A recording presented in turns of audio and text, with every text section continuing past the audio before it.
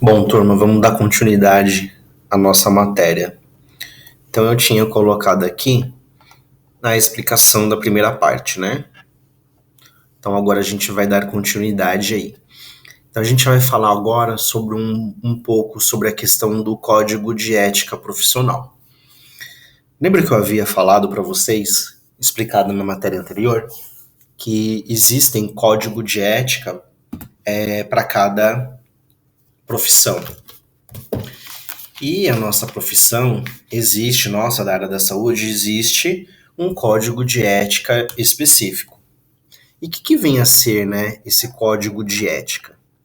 Então, o código de ética é elaborado pelos conselhos que representam a fiscalização e o exercício da profissão, que cada um tem o seu. Então, CRM, né, os médicos têm o CRM, que é o Conselho Regional de Medicina. Então, eles têm um código de ética e existem os conselhos que regem essa categoria, que vai abranger aí toda a equipe médica, independente da área médica que esse médico vai atuar. E aí a nossa, né, é o Corém. Então, quando vocês se formarem, o profissional que formar como auxiliar técnico de enfermagem, ele vai ter o Corém, que é o Conselho Regional de Enfermagem. Então, ele vai abranger toda a área da enfermagem, sendo ele auxiliar técnico e enfermeiro, e dentro deste conselho, né, dentro deste órgão, tem alguns códigos que regem o nosso trabalho. Aqui a gente vai falar sobre alguns, dar uma pincelada sobre alguns, tá? Então, honestidade. Então, a questão da honestidade fala sempre a verdade, assumir responsabilidade por suas falhas. Então, é importantíssimo isso no código de ética dentro da área hospitalar. Então, ser honesto, assumir os seus erros. Falhei, nós somos humanos, nós somos falhos, então, assumir os seus erros. Sigilo, algo bastante importante na nossa área, principalmente na área da saúde, que é a questão do sigilo, de guardar as informações ali daquele paciente. Que às vezes esse código de ética dentro de uma unidade de saúde acaba não acontecendo. Que é aquilo que eu já havia mencionado, acho que eu havia mencionado para vocês. Se eu não mencionei, vou mencionar agora. São os comentários dentro do elevador, comentários durante o jantar, o almoço, o café da manhã, dentro da unidade de saúde. Então, estou lá com meu colega no ambiente de trabalho e estou falando sobre informações sigilosas e citando nomes até do paciente. Então, tudo que lhe cabe ao paciente, todas as informações, procedimentos, condutas, deve manter o sigilo porque é algo pessoal daquele paciente. Então, nós, da área da saúde, devemos manter sigilo, principalmente quando envolve questões, por exemplo, pacientes que ele é portador do vírus do HIV e a família não sabe, a esposa não sabe. Nós não podemos informar, é um direito do paciente e nenhum médico pode falar para a família se esse paciente pediu sigilo, tá? Aqui. Então, o paciente ele é portador do vírus do HIV e ele não quer que a família saiba. Ah, mas é um absurdo não falar para a família, não falar para a esposa. Gente, o Código de Ética da Enfermagem e Medicina diz que o paciente tem total respaldo em relação ao sigilo e esse sigilo não pode ser quebrado. E é um direito do paciente sigilo de outras patologias. De repente ele tem uma doença, por exemplo, um câncer, e é uma fase terminal e ele não quer que a família saiba, enfim. Gente, o paciente tem o direito. Se ele tem condições, se ele é consciente, se ele é orientado, ele sabe o que ele faz, ele tem direito de não informar nada sobre as condições clínicas dele, tá? Competência. Então, cumprir a sua função com comprometimento, né? Visando sempre melhoria, resultados. Então, você é uma pessoa comprometida, né? Tem uma competência, então organizacional, é organizado, enfim. Prudência, respeitar a hierarquia da sua empresa e não, né, não, e fazer que não interfira de forma negativa com seus colegas. Então, ser prudente nos seus procedimentos e nas suas condutas. Humildade. Então, reconhecer, né, o seu espaço, o seu papel dentro da organização. Então, respeitar as hierarquias e ser humilde ao ponto de falar que não sabe determinada coisa, determinado procedimento. Nós não somos os donos dos saberes. Então, eu, como professor, também, o fato de ser professor, isso não quer dizer que eu sei tudo. Talvez eu saiba um pouco de cada coisa, mas eu não sou o dono da razão. Nós não somos. Então temos que ter a humildade de falar: olha, eu não conheço, eu nunca vi, desconheço isso, vou procurar. Olha, nesse momento eu não sei, olha, desconheço, tá? Então, ter a humildade de falar que não sabe de determinada coisa. Imparcialidade. Então, imparcialidade. Imparcialidade é fundamental. Então, preciso ser imparcial. Então, aprender as diferenças, as relações pessoais dos profissionais que considere sempre como prioridade a relação do seu trabalho. Então, por exemplo, tenho 2 amigos, colegas de trabalho. Os dois teve uma desavença, uma discussão, mas eu sou amigo dos dois. Só que eu vou ficar dentro dessa confusão, dentro deste conflito, eu vou ficar imparcial. Eu não vou tomar partido nem de um e nem de outro. Por mais que eu saiba que um deles está com a razão, eu não vou dar a razão a essa pessoa. Eu vou ficar de fora e ser imparcial, ou seja, eu não vou me envolver. Por quê? Porque as duas pessoas envolvidas nesse conflito, as duas pessoas do meu convívio, são pessoas que têm a minha amizade. Então, neste momento, eu vou ser imparcial e vocês resolvam esse conflito. Eu não vou ser a favor de você porque eu sou seu amigo e eu não vou ser a favor de você porque eu também sou seu amigo, tá? E isso no mercado corporativo tem que existir. Então, exemplo, eu como enfermeiro, líder de uma equipe de técnico de enfermagem, tenho um amigo muito pessoal de frequentar a minha casa, que trabalha comigo, que eu sou o chefe dele, e aí eu não posso dar, como que eu posso dizer, vantagens para essa pessoa pelo fato de ser meu amigo pessoal. Eu tenho que ser imparcial, tá? Então espero que vocês tenham entendido aí essa questão. Bom, gente, postura profissional. Bom, vamos lá. Hoje, o mercado de trabalho, eu posso dizer, já sou formado há mais de 20 anos e trabalho na área da saúde há mais de 20 anos, e posso dizer que a questão da postura profissional é importantíssimo hoje no mercado de trabalho. Hoje, as pessoas, as empresas estão muito mais preocupadas com a postura profissional do que o próprio conhecimento técnico e científico. Conhecimento técnico e científico eu posso moldar, eu posso ensinar, eu posso dar treinamento, eu posso utilizar a educação continuada da empresa para moldar esse profissional, para que esse profissional tenha as técnicas e habilidades da minha empresa. Mas eu não consigo, gente, mudar a questão postural. Então eu não consigo mudar as posturas, eu não consigo mudar os caráteres, Eu não consigo mudar as atitudes. Isso é intrínseco, é de cada um. Então, cada um que vai se avaliar, se autoavaliar, ver suas atitudes, ver suas posturas e rever essa postura, tá?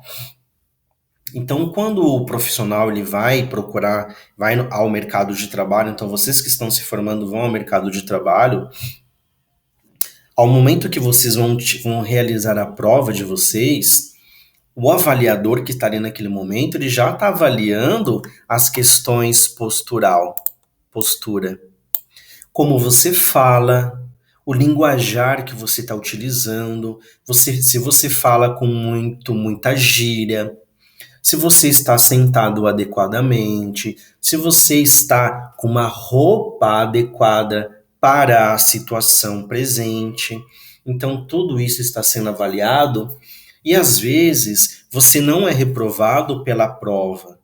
Às vezes ele nem olha, nem corrige a prova, porque já na parte postural já viu que esta pessoa não tem a postura para trabalhar na instituição onde eu trabalho. Então, o avaliador, geralmente, hoje no mercado de trabalho, falando de hospitais particulares de grande porte, Sírio-Libanês, Albert Einstein, Oswaldo Cruz, na seleção, quem está avaliando e aplicando a prova sempre tem um psicólogo, que ele já vai estar avaliando essas condutas. Então, ele vai ver trejeitos, atitudes, olhares, gestos. E esses profissionais, esses psicólogos, eles têm esse entendimento de avaliar essas questões, até às vezes não verbal, e falar e definir que esse profissional não está no enquadramento da empresa neste momento. Então, a postura é muito importante, gente. Então, por isso que a gente fala, essa matéria é muito importante, a ética e a postura, né? A ética no modo geral. Porque isso que vai galgar ali o meu trajeto profissional dentro de uma empresa. Então, se eu não tenho ética e postura, eu posso até ficar numa empresa sem ética e sem postura? Até posso. Às vezes o meu trabalho é muito bom, eu não tenho ética, não tenho postura, mas o meu trabalho é muito bom e o que eu pago para você é bem inferior do que você merece pela sua capacidade profissional. Mas como você não tem ética, não tem postura, ok, tá me dando lucro, eu vou te deixar. Mas jamais eu vou te promover para um cargo de líder, um cargo de gerência, um cargo de supervisão. Então, estão dando para entender como funciona? Então, aqui fala assim, ó. Conjunto de características pessoais, condutas adotadas pelo profissional no ambiente de trabalho, responsabilidade ética e comprometimento que estão entre os principais fatores que influenciam a postura profissional. E aí a gente vai falar aqui um pouquinho o básico do básico do básico, como deveria ser uma postura profissional, tá? Então, manter a pontualidade. Muitas pessoas se perguntam o que é postura profissional, né? Então é isso, ser pontual, vestir roupas adequadas, né? Então, eu tenho que avaliar o tipo de vestimenta que eu tenho. Então, dentro de um ambiente hospitalar, eu não vou usar uma leg, por exemplo, as mulheres que gostam de leg. Leg é para uma academia. Então, será que essa roupa está adequada? Decote, roupa decotada, roupa transparente. Será que essa roupa é uma roupa adequada para um ambiente ali, hospitalar? Até às vezes mesmo na entrevista. Lembra que eu falei que isso é avaliado numa entrevista? Então imagina, você vai para uma entrevista e você vai com a roupa totalmente transparente, uma leg, uma maquiagem super carregada. Então, sim, que visão que você vai passar para esse avaliador? E eu falo assim, a gente vai vender o nosso peixe. Então, quando eu vou lá vender, primeiro a gente vai olhar o quê? A capa. Depois a gente vai olhar o conteúdo. Então, o psicólogo, quando ele está lá avaliando, a primeira olhada que ele dá é o quê? Uma análise geral externa, a capa. Como você é por fora, a capa. E aí depois ele vai ver como você é por dentro. Então ele vai olhar a capa, uma pessoa com uma maquiagem, vamos falar das mulheres, né, que usam mais maquiagem. A maquiagem sobrecarregada, o cabelo super solto, um brinco enorme, uma roupa super decotada, transparente. Então qual a avaliação que ela vai ter? O homem que chega lá com uma calça muito folgada, que a gente diz aquela calça cagada, né? Muito folgada, a barba muito grande, a unha, enfim, ela vai avaliar essa capa primeiro, né? O externo. E depois vai avaliar o interno. Então, evitar envolver fofocas, que isso é algo que existe em todas as áreas, em todas as profissões, não tem como, né? Mas você pode ficar ileso dessas coisas. Estou numa roda de profissionais, de colega, tá falando mal de alguém, é só sair e deixe que eles falem da pessoa. Não preciso me envolver, nem preciso defender essa pessoa. Imparcial. Tá falando, não quero me envolver, caio fora, né? Separar o pessoal do profissional. Muito difícil. Muitos profissionais não conseguem separar o pessoal do profissional.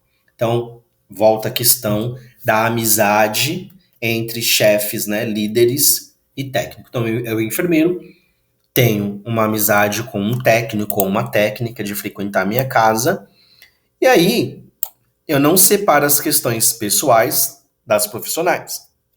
Então, exemplo, tive um problema profissional com esse meu amigo dentro da empresa, e aí eu vou levar esse problema para o pessoal. Ou tive um problema pessoal com essa pessoa, com esse meu amigo ou minha amiga, e levo para o campo profissional. São coisas totalmente distintas, tá? Valorize as opiniões divergentes, então sejam abertos a opiniões, ouçam o que as pessoas estão falando, reflitam o que as pessoas estão falando e absorvam aquilo que você acha que cabe você absorver, tá bom? Respeite, gente, a política da empresa. Toda empresa tem uma política. Toda empresa tem a sua regra. Algumas existem regras universais, que é obrigado todas terem, e algumas são propriamente ditas da empresa, ou protocolo institucional. Então, se eu tenho uma política, se eu tenho um protocolo, gente, eu vou seguir o protocolo da instituição. Se eu, naquele momento, burlar, não aceitar essas regras, essa política e esse, como posso dizer, protocolo, eu já não posso mais ser e continuar inserido nessa empresa, porque eu estou indo contra os princípios, a política, os protocolos que essa empresa rege. Então, eu provavelmente não farei mais parte dessa empresa, porque a própria coordenação, a própria gerência, vai avaliar e falar assim: esse profissional não serve mais para trabalhar na nossa empresa porque ele não consegue mais se adequar e executar as políticas da nossa empresa. Então, por isso que muitas pessoas aí acabam sendo demitidas, às vezes por conta besta, por conta de ir contra as políticas da empresa. E contra a política da empresa a gente não tem como ir contra. Aqui eu coloquei, gente, um vídeo para vocês, né? Que vocês provavelmente já viram, que é bem bacana. Espero que vocês tenham visto e é bem legal esse vídeo.